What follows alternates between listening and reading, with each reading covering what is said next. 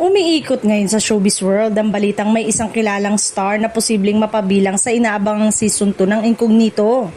Ayon sa mga bulong-bulungan, isa itong bigating pangalan na kilala sa kanyang husay sa mga action scene at matagal nang hinahangaan sa industriya. Ang naturang star ay may matinding karisma at kayang-kaya ang mga pisikal na eksena, mula sa barilan hanggang sa matitinding habulan. Ilang beses na rin siyang napatunayang kayang bumuhat ng proyekto, lalo na sa mga role na puno ng tapang, tikas at lalim ng emosyon. Bagamat wala pang opisyal na kumpirmasyon mula sa production, sinasabing malaki ang posibilidad na siya ang pumalit o madagdag sa lineup ng mga karakter na magbibigay ng panibagong kulay sa serye.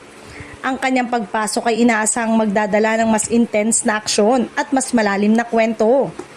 Marami tuloy ang nag-iisip kung siya ba ay isang veteranong aktor na matagal nang hinahangaan o isang mas batang artista na sumisikat ngayon sa action genre.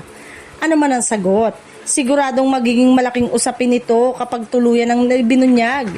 Sa ngayon, nananatiling palaisipan kung sino ang aktor na ito, pero isang bagay ang sigurado, kung matutuloy ang kanyang pagsali sa Incognito Season 2, asahan na mas paiigtingin pa nito ang excitement ng mga manonood.